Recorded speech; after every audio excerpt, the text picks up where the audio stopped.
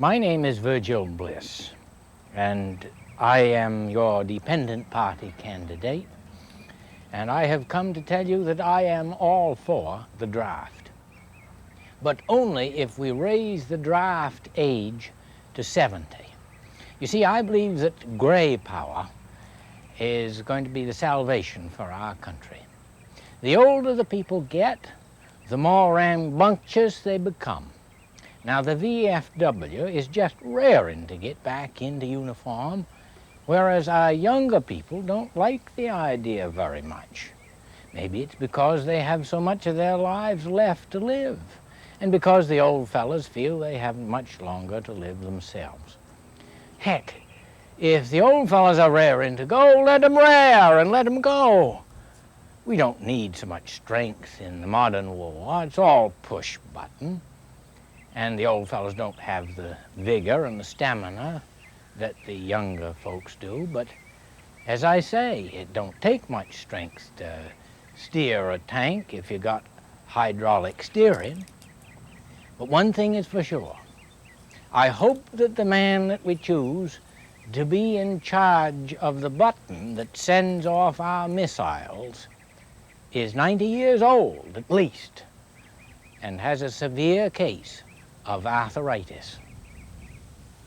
Elect Virgil Bliss. He's different, but so are you.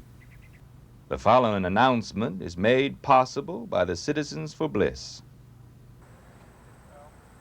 I wanted to talk to you about a matter of great concern to me and probably to all of us. It's the government's habit of spending good money after bad. They launch a project, spend a fortune on it. It doesn't work. Instead of ending the project, they spend more money on it. It reminds me of Uncle Enoch. One morning after he'd got through with the privy, the outhouse, he got up off the seat and adjusted his galluses, and a quarter fell down the hole. Well, then what followed astonished me. He pulled out a $5 bill and dropped it right down the same hole. And I said, "Uncle Enoch, why on earth did you do that?" Oh, he said, "You didn't think I was going to go down in there mucking around for a measly quarter, did you?" I am Virgil Bliss, your dependent party candidate. I am different, but so are you.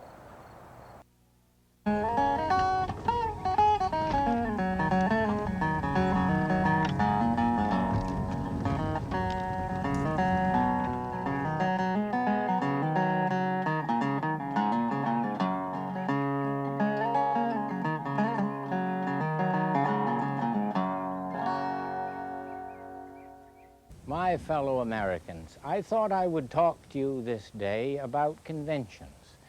Now, the Dependent Party held its convention not long ago with only 17 delegates, and we all got to know each other. We didn't hold it in no large convention hall like the Joe Louis Arena out to Detroit like the Republicans. Out there, you know, the hall is so large that you can't understand a word that anybody says. The acoustics are so bad. So all the speakers got together ahead of time, and they all agreed to give the same speech all 5 days. The delegates was down on the ground floor, copying down just a word or a phrase as it would come through to them.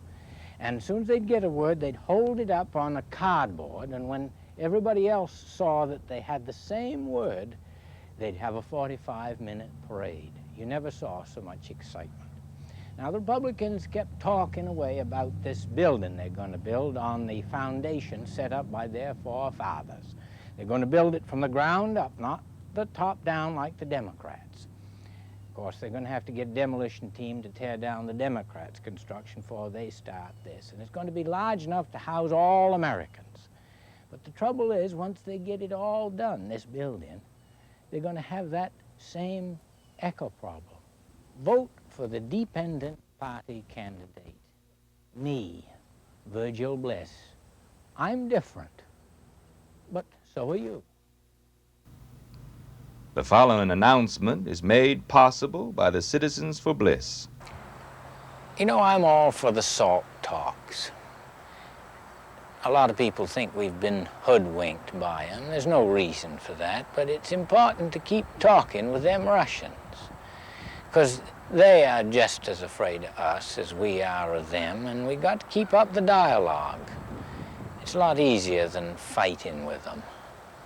It reminds me of that time when I sent my nephew off to the spring to fetch a pail of water.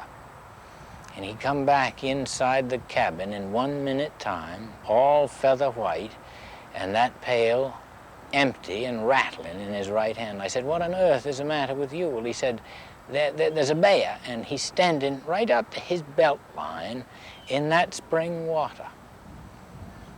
Well, I said, for heaven's sake, that bear is just as afraid of you as you are of him.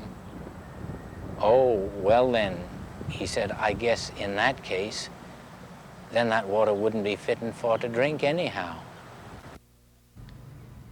Elect Virgil Bliss. He's different, but so are you. My fellow Americans, I am Virgil Bliss, your dependent party candidate, and I have come here today to speak to you on the MX missile. I know a way that we can save the United States millions of dollars in defense spending and pull Amtrak out of the red. Now, the Defense Department wants to build these MX missiles. They mount them on railroad cars and build the railroad tracks and shuffle them around like peas in a pod so as to confuse the Russians. But why do we want to build more tracks when we already got enough as it is? Mount the MX missile on the baggage cars of Amtrak trains. Now, all them schedule changes and all the delays associated with Amtrak will confuse the poor Russians and drive them crazy. Now, why not aim the missiles down? Fly them through the earth instead of around. It'll cut the travel time by a full third. You can't shoot them down. You just mount rockets on the noses of them missiles to clear the earth in front of them, and they'll get right straight through the other side of the earth in no time at all. Now, if you want new solutions to old problems, vote for the dependent party candidate, me, Virgil Bliss. I'm different, but so are you.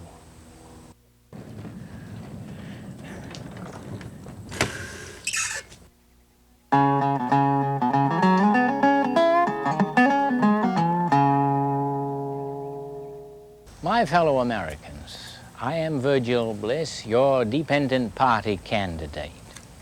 And I do not believe in campaign contributions. I do not believe in a leadership of beggars. However, I am a man of some resources, and I earn my way around the campaign trail by selling my products. Now, one of my finest products is right here with me today. It is the famous Virgil Bliss inflation hedge, here in the form of hedge seed, which if planted around your house in 1 year's time will develop an inflation hedge that is high enough so that you cannot see over next door at your neighbor's new car, and yet not so high that it shuts out the light and you have to turn on the electric light. It will have but one opening, and that opening will be only just wide enough to admit you and one shopping bag at one time. The Virgil Bliss inflation hedge will cut your expenditures by 20% the first year, or your money back. Yes, sir, step right up. Now, if you want new solutions to old problems, vote for the dependent party candidate, me, Virgil Bliss. I'm different, but so are you. The following announcement is brought to you by the Citizens for Bliss. I decided to run for office about 6 months ago when I realized that the candidates are reaching the media, not the people. So on November 3rd, I announced my candidacy to Harry Whitfield, my next-door neighbor in Unity, Maine. and Harry immediately endorsed me as his choice. Election, when's that? Oh, it's coming up pretty short. Put it there. Well, sure, good luck to you. Thank you very much. I chose him as my campaign manager, and he went down the street and got Lyman Hall, Harriet Temple, and Flora Drood all to support me. I set out from Belfast on my railroad handcar to take my message to the people, and I intend to use word of mouth. If I talk to just 3 people, and in an hour's time each of them talks to 3 of their friends, why, in no time, 3 times 3 is 9, 9 times 3 is 27, 27 times 3 is, well, anyway, you can see inside of 2 days, I'll have covered half the state, and in another day, I'll cover the entire United States. I don't use any jet fuel, and I don't use any gasoline, and I do have to spend a little money every now and then for lunch. And that all looks good in the media when you look at the other candidates, how much they spend. And on December 14th, I stopped at Freedom and delivered my oft-quoted "New Day is Dawning" speech to a handful of well-wishers. I am very pleased to be here in the town of Freedom. We don't have much money, we don't have a large staff, and we don't have much time, but we do have a beginning. Can you hear me? Your earmuffs, can you hear me? Earmuffs, can you hear me? On January 1st, Harry Whitfield thought up my campaign slogan, "He's different, but so are you."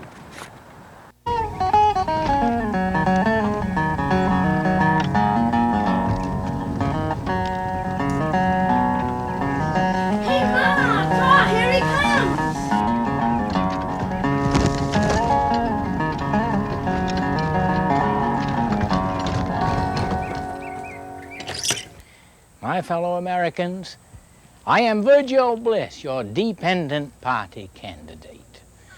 And I come before you today to stump for ERA. I'm all for it. I want to see our army strong again.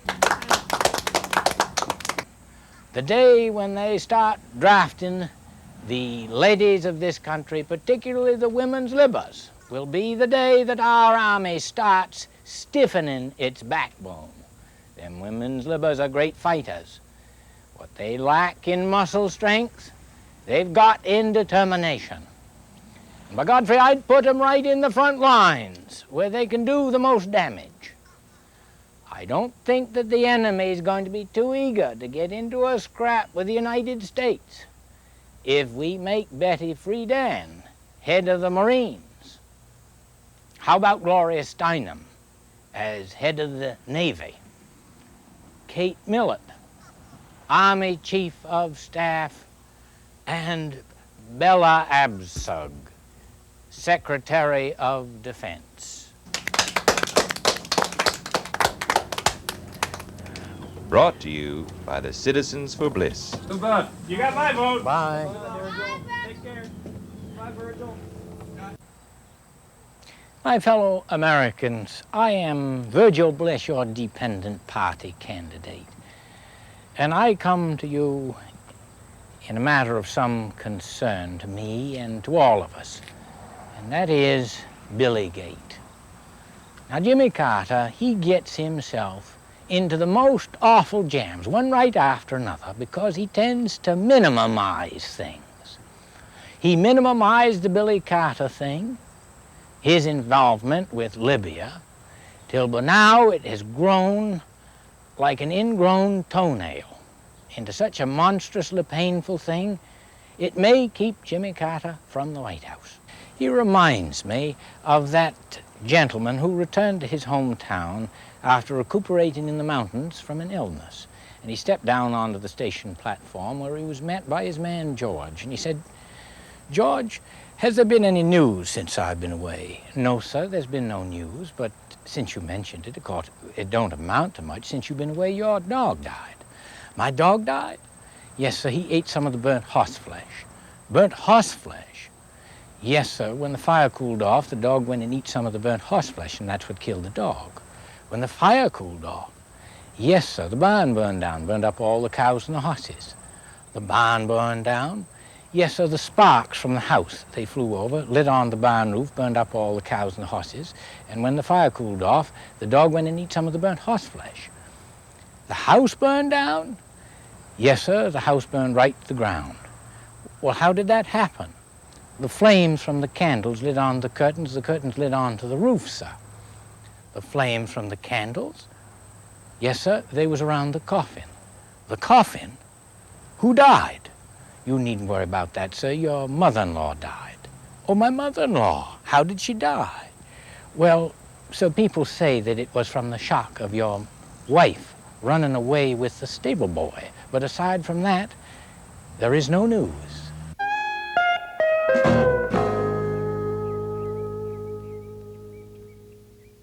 My fellow Americans, my name is Virgil Bliss, and I am your dependent party candidate, and I'm here to talk today on our energy problems.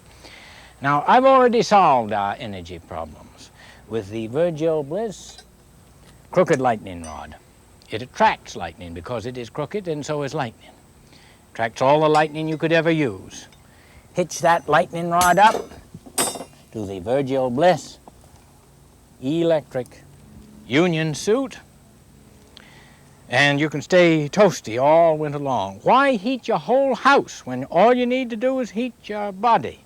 I've used this chopping wood in the South 40 just last winter, and it worked real good with a long extension cord. My wife, when she wanted to send me just a little wave of affection, just plugged me into 220 for a moment or two.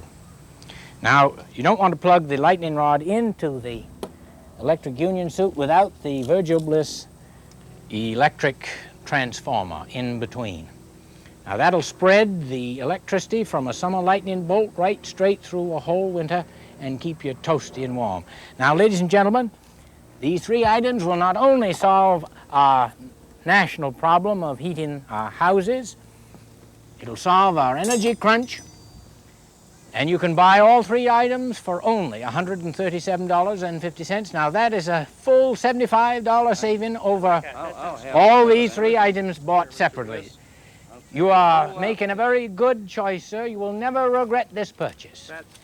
Now, if you want new solutions to old problems, vote for the dependent party candidate, me, Virgil Bliss.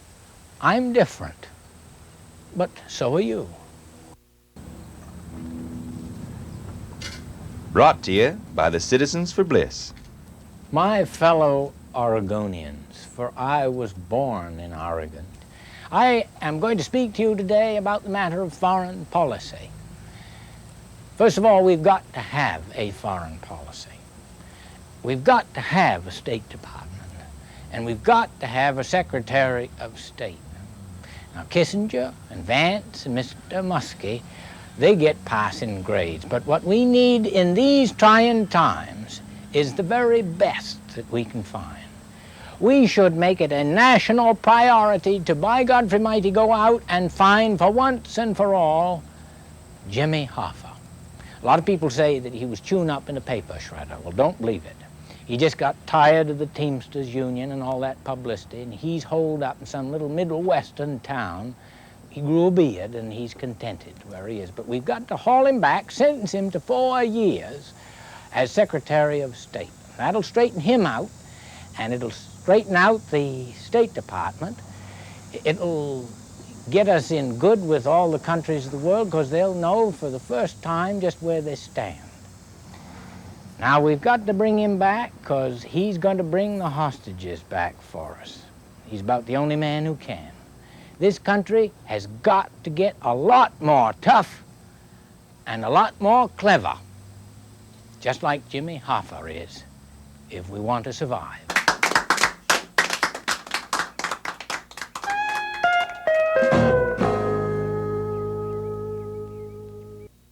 following announcement is made possible by the Citizens for Bliss. It seems today that politicians have forgotten how to write good speeches. Every speech you hear today sounds something like this. My fellow Americans, a new day is dawning when the sun will rise on a new vision of glory for this great land, shining with splendor on the hopes of all future generations who hunger for a new spirit of dedication to the ideals that once made us strong. This great land of ours is in mortal danger. It stands at the brink of disaster. It faces a gathering storm at the turning point in history. We need to rebuild this great nation, an edifice on the foundations set down by our forefathers. We need to build this fine structure with parts forged on the anvil of history. The other party gives forth with broken trumpets that blare uncertain sounds. Now, my fellow Americans, I will never give a speech such as that if you elect me as your candidate. Virgil Bliss. He's different, but so are you. My fellow Americans, I am Virgil Bliss, your dependent party candidate. I am not a man of little accomplishment. You have all noticed that the inflation rate has slowed by a good 10% in the last 6 months. Now, how did that happen? Well, sir, I went down to Washington, and I went to the Bureau of Engraving and Printing. And them 1s and 5s are just pouring out on the floor there, make your mouth water to look at them. And there was a regular assembly line, and it seemed to be going along pretty good, except for kind of a slowdown at the end of the assembly line, where there was a little wizened-up old man, tuckered out, bags under his eyes, and he was skinny except for a massive right arm that was moving faster than the naked eye could follow. I knew that that was the Secretary of the Treasury, and he was signing them bills as fast as he could. Well, I went down, tapped him on the shoulder, and I said, Mr. Secretary of the Treasury, you are not to sign them bills with your middle initial. You got to use your full name. Well, he started in signing them bills for the first time in Treasury history using his full name, and that, ladies and gentlemen, is how I slowed the inflation rate by a full third and brought it down to where it is today.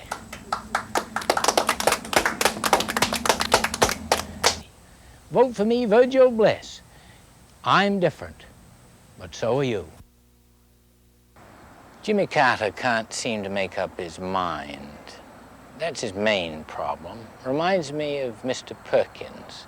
Mr. Perkins asked me if I would build him a privy over by the lilacs on his place. I said, well, it's your privy, Mr. Perkins. Well, I got it halfway built, and he come out. He said, I'd like to have this privy over by the chestnuts. It'd be up close to the house. Well, I just about got that finished. He come out, he said, you know, it's too close to the house. If it was halfway between the lilacs and the chestnuts, then it'd be just right. Well, I said, it's your privy, Mr. Perkins.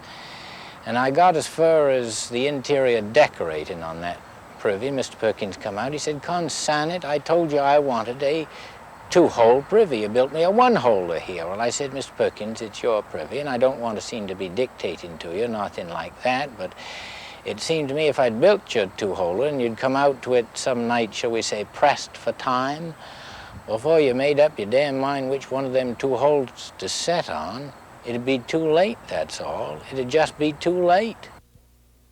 Elect Virgil Bliss. He's the one man who understands.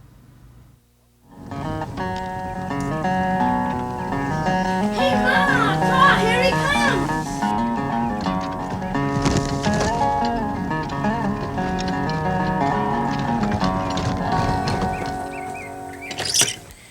My fellow Americans, I am Virgil Bliss, your dependent party candidate, and I would like to do something about the roller coaster ride that we've all been taking as far as the prime interest rate. It was up, now it's down, and it's going to go right back up again. and maybe down again in the future.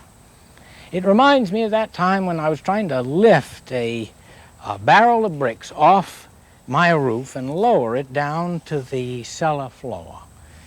Well, I run a rope up through a pulley on a branch over the roof and down to me in the cellar, and I lifted off. The barrel swung out, and of course it was heavier than I was, and it headed down. I headed up, and it hit me halfway up.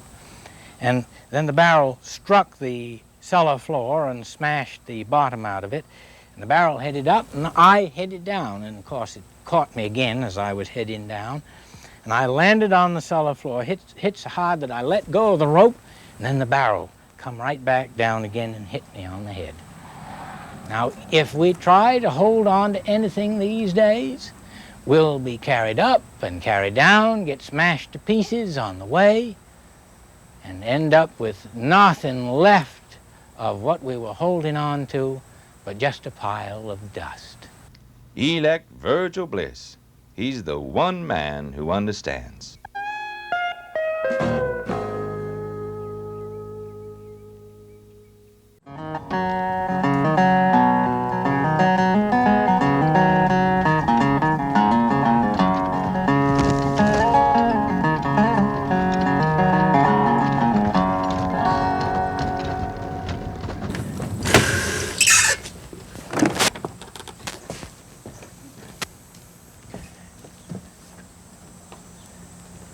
My fellow Americans, I am Virgil Bliss, your dependent party candidate, and I wanted to explain to you the workings of the economy. Now, what does inflation mean? To inflate means to blow up. Now, you never thought that our economics was so closely tied in with our defense policy, did you? Now, if we don't blow up economically, we'll blow up permanently. They got us coming and going. Economically speaking, it is the old system of supply and demand plus the economic theories of minus production plus the manufacturing potentialities. Now, when you reach the point of no return, the break-even point, that is, then you have to elevate the commodity prices plus production costs, thereby increasing the purchasing power of the purchaser. But when his gross unnatural product exceeds the bubble up and trickle down, and the cost of reproduction exceeds emission controls, liquidation must follow the lowering of interest. Distribution will seek its own level, bad money drives out good, supply rises to meet demand, and the whole thing blows up, which is just where we was when we started. That is to say, it inflates, which is just what I told you it would do when I started out this talk. Vote for Virgil Bliss. He's the one man who understands. Goodbye. Bye. Vote for me.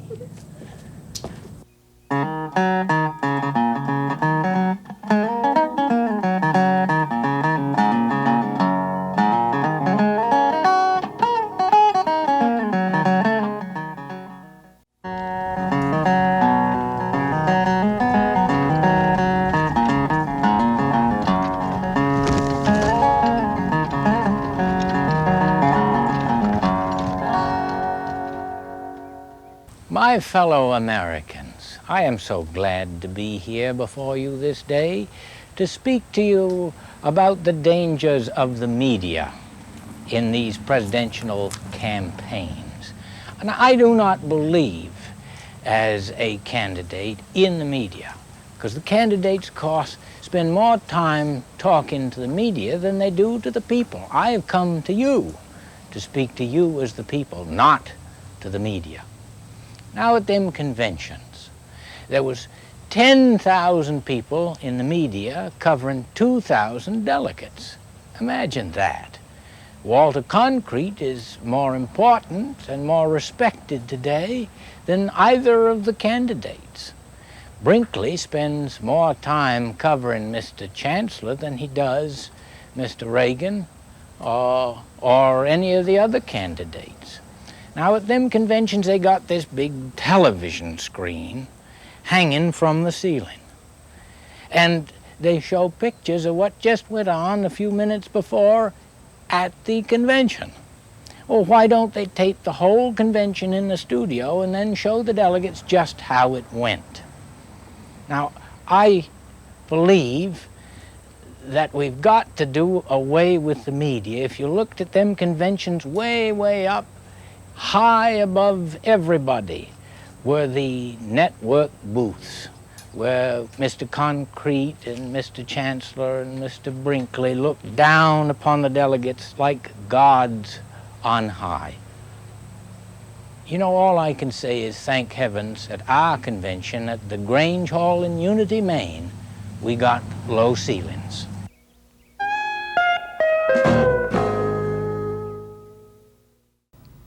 The following announcement is brought to you by the Citizens for Bliss.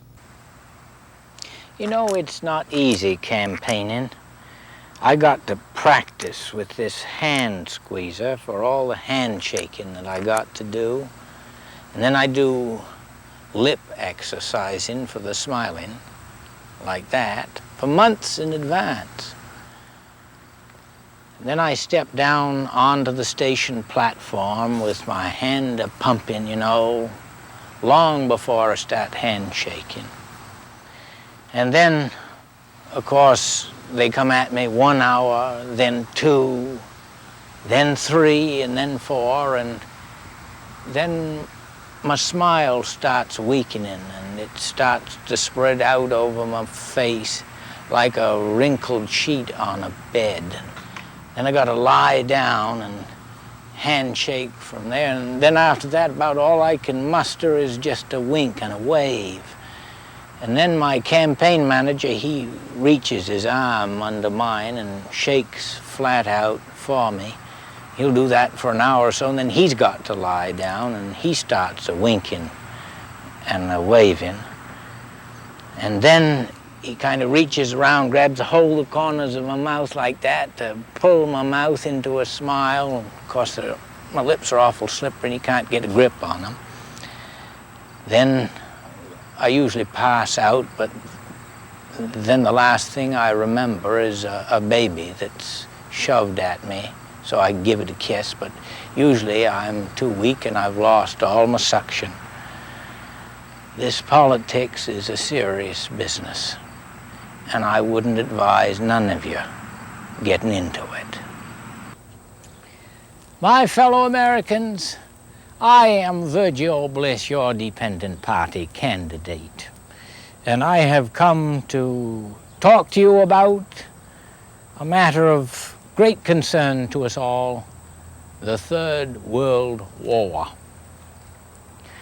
Now, it seems as though we've been hovering on the edge of the Third World War now for 20 years, and we just never do seem to come to the point.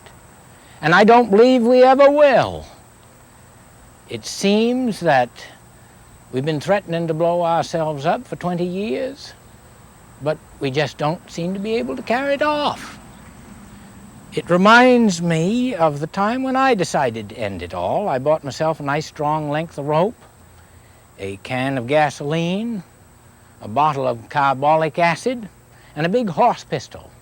I threw one end of the rope up over a branch that stretched out over the river and tied the other end of the rope around my neck. And I poised on the edge of the bank there, and I doused myself with the gasoline and lit it, swallowed the carbolic acid, and only then did I jump, and I swung out over the water, and I took that big pistol and put it to my temple and squeezed the trigger, and I missed. And the bullet severed the rope. I plunged into the water, doused the flames. I swallowed so much of the water that I spat up all the carbolic acid, and if I hadn't been such a darn good swimmer, I'd have drowned.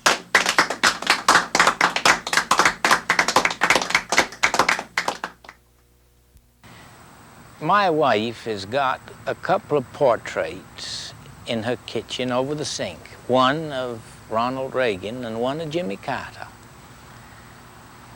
And the reason she does is because they remind her of that time when I come home about 5 o'clock in the evening. I heard the most awful caterwauling coming from one of the upstairs rooms.